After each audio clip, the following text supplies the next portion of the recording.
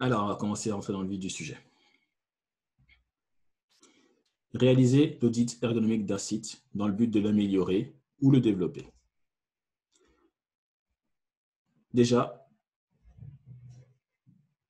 il faudra savoir utiliser ce qu'on appelle des règles d'ergonomie pour pouvoir analyser ce site d'un point de vue ergonomique. Mais très important, tous les points de contrôle de l'audit seront pondérés par les caractéristiques de vos personas. J'y reviens tout de suite sur ce que c'est un persona, ne vous inquiétez pas. Ça veut dire que si votre persona estime que tel point est important, il faudra bien entendu le mettre avec une note plus importante dans votre ergonomie. Si par contre l'utilisateur imagine que ce n'est pas un point important, mais il ne faudra pas le considérer comme un point important. Deuxième élément important à prendre en compte dans cette phrase, ça veut dire que vous devez essayer le plus possible, sans tomber dans des travers malheureusement qui peuvent arriver, c'est de se mettre à la place de son utilisateur. L'application interface, ce n'est pas pour vous, c'est pour des gens bien précis. Donc, essayez de vous mettre à leur place. Empathie, sympathie, tous ces termes qu'on connaît et qui sont importants dans beaucoup de domaines, mais entre autres dans l'UX, vous devez les faire vôtres. Vous devez vous mettre à la place de vos personas.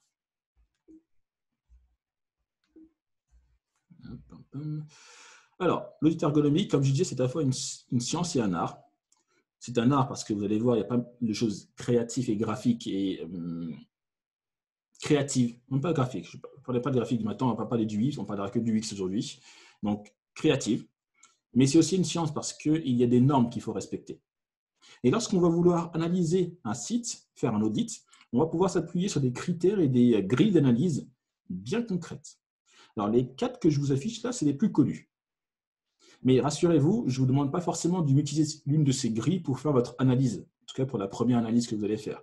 Vous partirez tout simplement sur une grille beaucoup plus simplifiée qui seront ce que moi j'appelle les 6 règles de l'ergonomie, les 6 règles universelles. Alors moi je dis 6, d'autres comme Amélie Boucher vous diront 12, d'autres vous diront 10, d'autres vous diront 15. Alors je ne suis pas là pour jouer sur le nombre, moi j'ai limité ça à 6 parce que j'estime que c'est en tout cas pour moi, de mon expérience, c'est mieux de catégoriser de cette manière-là, mais chacun a après son nombre fétiche.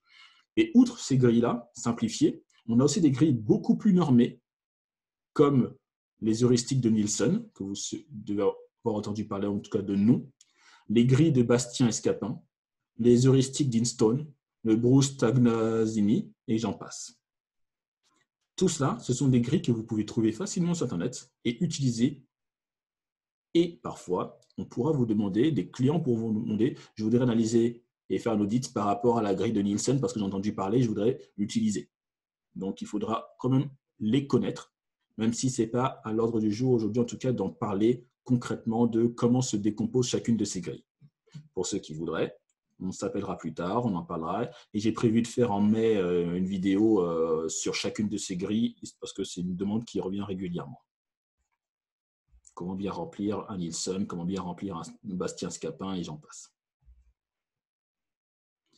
Alors, une fois qu'on a débroussé le terrain, comment se conduit un audit ergonomique? Déjà, fil rouge, on se met dans la peau de nos personas. Je le répète encore une fois, mais comme c'est l'élément le plus important, je vais le répéter tout au long de cette session. Ensuite, 3 étapes. Première étape, on va évaluer si l'interface traduit bien son utilité. Vous vous en souvenez, c'était pour les critères scientifiques et objectifs.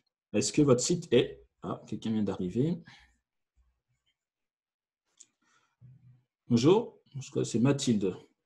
Donc, on a commencé un peu, donc t'inquiète pas, tu n'as pas perdu beaucoup de choses. Mais en tout cas, je t'enverrai en tout cas la vidéo pour les 20 premières minutes, les 15 premières minutes que tu as un peu ratées. OK? Il va sûrement connecter son micro. Alors, on va continuer. Ensuite, donc, est-ce que votre application est utile? C'est la première question.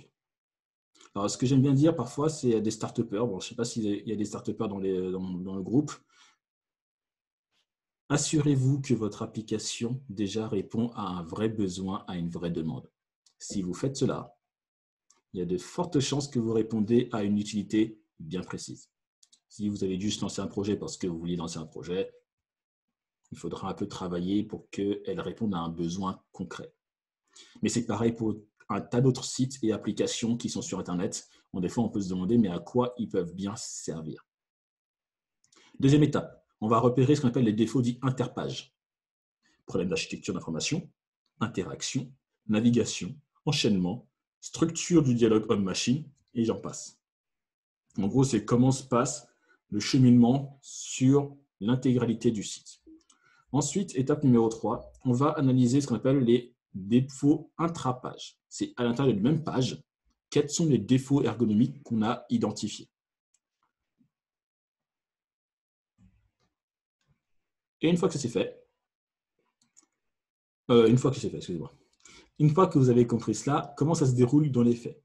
Déjà, premier outil que vous allez utiliser, c'est soit les grilles dont j'ai parlé, Bastien, Scapin et j'en passe, soit les grilles simplifiées comme les règles de l'ergonomie, les principes fondamentaux. Vous allez devoir prendre des notes, beaucoup de notes. Donc pour ça, un crayon, un papier. Faire des captures d'écran. Je vais vous expliquer pour quelles raisons tout de suite. Tester la compatibilité du site, parce que l'ergonomie, c'est bien, mais si votre site prend 5 secondes à se charger, techniquement, votre site a un problème. Donc il faudra aussi gérer l'aspect technique.